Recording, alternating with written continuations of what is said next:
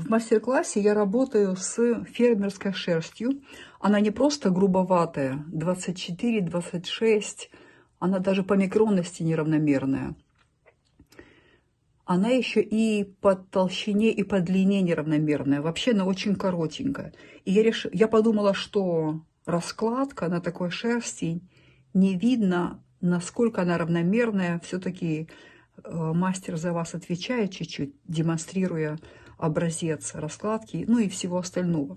И я хочу показать на маленьком кусочке раскладку, как она идет в мастер-классе, и называется она елочка. Прежде всего, если у вас огромные размеры, допустим, 1,2 метра условно, как у меня в мастер-классе, то я люблю работать с ограничителем раскладки. Вот, допустим, здесь у меня малярный скотч, или там вот эти вот линии маркером нанесены, но это от старых проектов осталось, поэтому я даже не снимаю малярный скотч. Что еще? Можно работать с нитками. Нитка мокрая на этой стороне или на той стороне, это не важно. Мокрая нитка хорошо прилипает. Можно маркером начертить, но в моем случае ограничителем поля деятельности является ткань.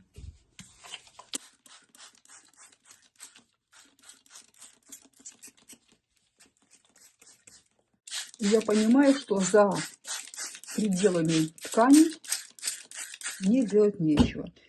Предварительно я порезала ткань идеально размером с поле внутри малярного скотча. Посмотрите, как ткань, когда она мокрая, как она чуть-чуть растянулась. Мы к этому готовы, да? Потом, когда мы подваляем, префель сделаем, он вернется в свой прежний, не усевшийся размер, а в свой стандартный размер. Так что в этом случае у меня идет ткань как ограничитель, это раз, и обратная раскладка.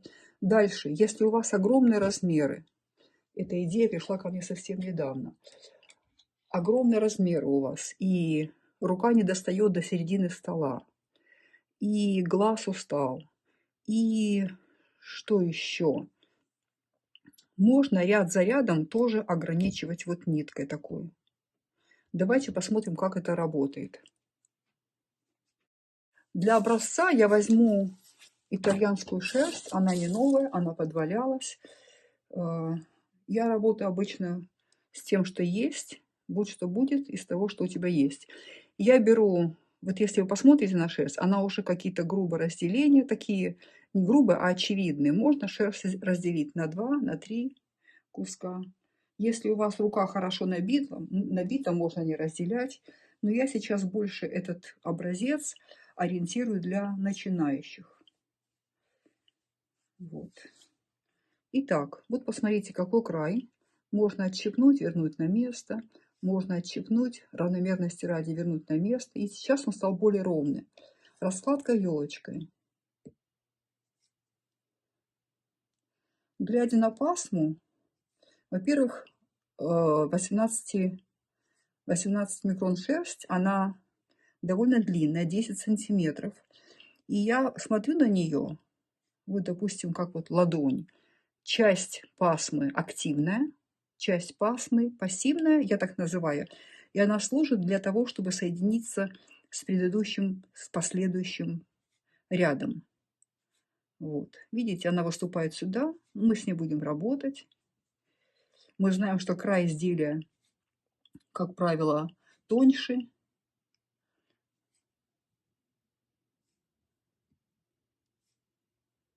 Вот. Если я положу нитку под икейку, под ткань, вы ее не увидите. Я сейчас рискну и, допустим, продвину нитку к следующему ряду. Вот здесь я закончу свой следующий ряд. Это если у вас огромный размер, потому что когда работаете на малом проекте, размере, все, конечно, понятно. Я иду вот сюда.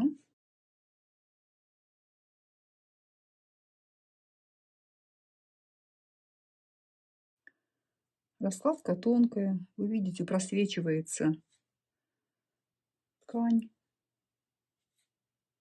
Я взяла специально контрастную ткань, контрастную шерсть, чтобы вы видели. Закончили Слегка продвигаем. Ну вот да, слегка не получилось. Если вы делаете, вам понравилась эта идея, и вы принимаете ее, то положите нитку под икейку в данном случае.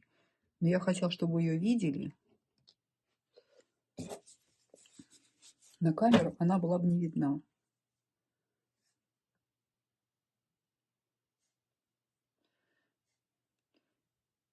Я не знаю, какой толщины ваша пасма, поэтому расход шерсти на такой-то размер мы озвучиваем. Это раз. И, допустим, у меня рука набита на тонкую пасму. Ну, не паутинка, но тонкая. Вот, поэтому я знаю, что чем тоньше пасма, тем меньше шаг.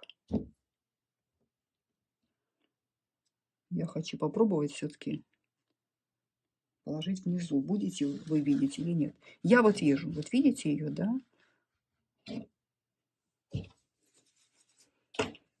А то больше времени займет на видео не раскладка, а работа с ниткой. Сдвигаем.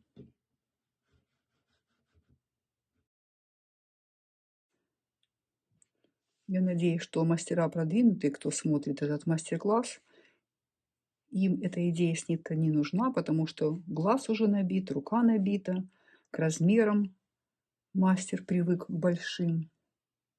А новичкам будет полезно, интересно. Вы работаете более уверенно. В нашем проекте важна равномерность раскладки. Вы можете выбрать любую. Ну, однонаправленную я бы не советовала, так что извините за такое любую. Потому что однонаправленно садится в одном направлении. Ортогональная, елочка, козлик. Я его никогда не пробовала, но почему бы нет. Ну и последний ряд уже виден край ткани. Положив последний ряд, я понимаю, что уже интуитивно, что этот ряд первый, там, где заходит за край шерстинки, и последний, они на вид разные, поэтому поверху очень-очень тонко. Но вот почему бы нет? Проложу еще. У меня тут ножки, 3 ножки мешает. Посмотрите, какая тонкая пасма.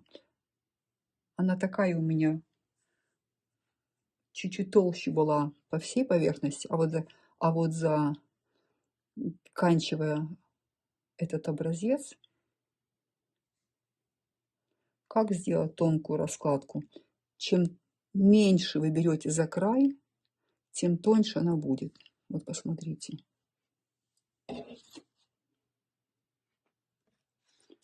Вообще невесомая. Да? И давайте условно возьму за большой край. Тоже просвечивается, но посмотрите, вот так, короче, такой ориентир. Дальше. Когда у вас большие размахи, большие полотна, то понятно, что раскладка ваша может вздыбиться. Я сейчас покажу, как неправильно делать.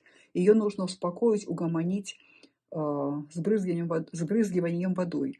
Когда вы брызгаете со стороны тупого конца пасмы, она прям ложится. Мне сейчас это несподручно. Я могу перевернуть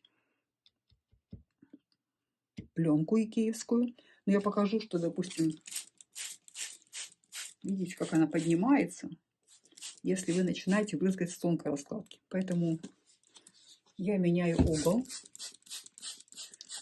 и направление воды, струи воды как бы причесывает, приглаживает, успокаивает нашу раскладку. Это если у вас большие размахи. Говорю, что на тонком, на маленьком образце все так просто и понятно. А на большом начинаются трудности. Дальше я поливаю.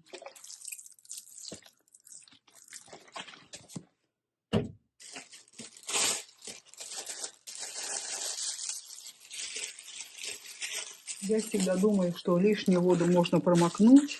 Кто-то скажет, у нее много воды. Ну и что? Лишнюю воду можно промокнуть. Но если воды не хватает, то какие-то участки будут сухие. То есть они не подвалены, не сцеплены. Поэтому вообще, видите, если пена идет, пена, потому что вода, трение. Если было бы очень много воды, вы бы пену не увидели. Как крем на руках.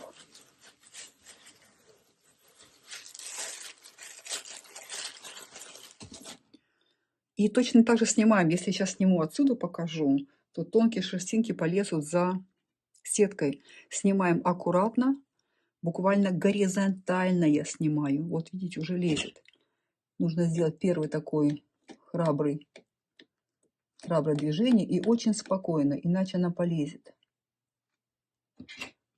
Вот. Дальше я могу уже не переживать. Видите, горизонтально относительно поверхности. Дальше я беру такую себе палочку-выручалочку. Это спица пластмассовая. И мне нужно... Я бы еще больше притерла, чтобы стабилизировать хоть чуть-чуть эти волосенки. Ну, и поднимаю. Хочу напомнить, что край изделия всегда истончается. Поэтому я его не только выравниваю, но и уплотняю край. Я их даже не считаю пасмой, они такие тоненькие. Вот. Напомню, что ограничителем раскладки в моем случае выступала ткань. Посмотрите, как она просвечивает, темная. Что мы делаем дальше? Дальше притираю через сетку, или же машинкой, или же можно крутить на рулоне. Все зависит от того, в каком виде у вас ваш префильтр. Если в префильтре много элементов, то я бы притерла, чуть прожужжала бы и зафиксировала, но покатала. Вот. Они поднимаются нехотя, потому что я не притирала. Но это образец и демонстрация больше раскладки. И даю вам идею, несколько идей. Идея, какой размер выбрать, идея, как край выровнять.